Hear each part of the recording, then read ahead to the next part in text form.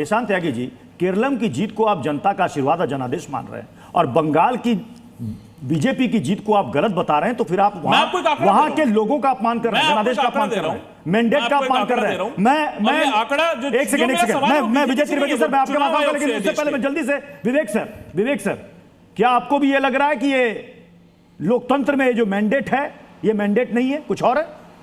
जी, आपको नहीं लगता कि अगर ऐसा कह रहा है आपने तो जनता का सवाल पूछा जी, आपने कांग्रेस के प्रत्याशी से पूछा कि आप बताइए कांग्रेस का जनादेश, ये जो जनता का जनादेश है केरल में सही है या गलत है। आपने गलत आदमी से सवाल पूछा, आपको ये सवाल मुझसे पूछना चाहिए था, हम कम्युनिस्ट हैं, हमारे हैं, तो ये तो हम बताएंगे आपको कि वहां का चुनाव सही था या गलत।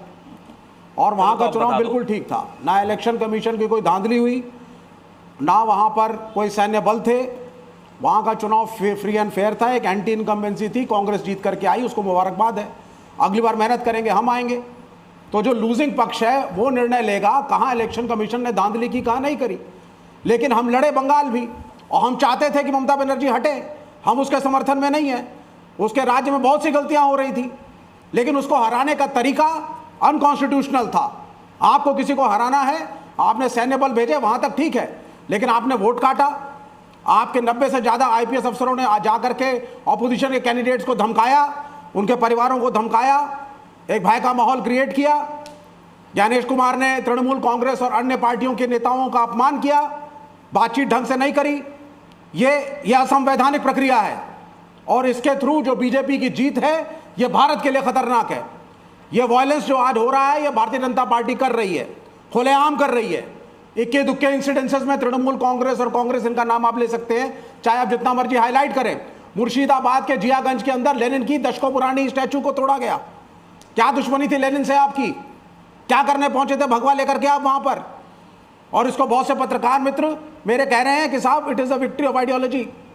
और बीजेपी के हमारे जितने बड़े नेता including the honourable prime minister, उनका मानना है कि एक ऐसे राज्य में बीजेपी का जाना, भगवा का जाना, जहां लंबे समय तक लेफ्ट रहा और ममता की बहुत सारी पॉलिसीज लेफ्ट से प्रभावित रही, वो भगवा के लिए, एक हिंदुत्व के लिए एक आइडियोलॉजिकल विक्ट्री है।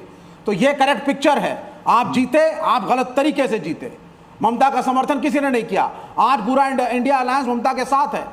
वही राहुल गांधी जो पहले क्रिटिसाइज कर रहे थे ममता के रूल को, आज उन्होंने ममता बनर्जी को फोन किया, समर्थन दिया। सर ये बदलाव चुनाव के नतीजों के बाद का गजब देखने को मिल रहा है। ममता बनर्जी जो कभी साथ मिलकर नहीं लड़ी, जैसे ही चुनाव में हार हो गई, उनको तुरंत राहुल गांधी की याद आने लगी, सोनिया गांधी की याद आने लगी, इंडिया गठबंधन की याद आने लगी। ये कैसे इतना तुरंत कैसे बदलाव हो गया? ये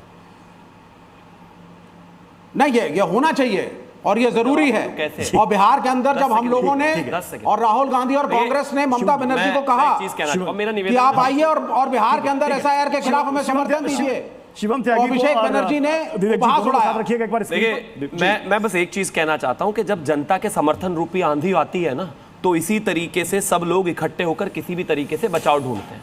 अभी चिंता मत करिए, जनता के समर्थन की आंधी ने इनको एक चीज तो समझा दी है कि बॉस, इकट्ठे होकर हो सकता है अस्तित्व तो बदल जाए, बच जाए, वैसे तो कुछ रहना जाना है नहीं। आप ये देख लीजिए कि जिस व्यक्ति ने अपने पूरे जीवन में मर्यादा पुरुषोत्तम भगवान श्री राम के मंदिर के दर्शन नहीं किए 507 बनने के बाद भी, वो अखिलेश यादव भी बड़े मंगलवार की शुभकामनाएं डाल रहे हैं ट्विटर पर। चिंता मत करो, अभी जनेऊ पहनकर भी दिखाएंगे आपको। धीरे धीरे जब जनता का समर्थन सेंटिमेंट समझ में आएगा तो ये सारे बदलाव होंगे। अभी देखिएगा आप, जो हारे इकट्ठे होकर यही दिल्ली में फिर से वही हाथ खड़े हुए ना दिखाई दे, सारे के सारे कहेंगे चुनाव आयोग गलत, ज्ञानेश जी गलत, भारतीय जनता पार्टी गलत, फौज गलत, सनातन की जय है, ये तो गलत हो गया। देख लेना, सारे ऐसे ही करेंगे। अब तक गाली देते हुए शर्म नहीं आई। ये बताएंगे जिन्होंने मारी झांपी में घेर के दलितों को मार दिया। ये बताएंगे जिनके यहाँ पर खुद ममता बनर्जी को रॉयटर्स की बिल्डिंग में बालों से पकड़कर खींच कर मारा, उनको लाठियों से पीटा। ये हमें हिंसा बता रहे हैं।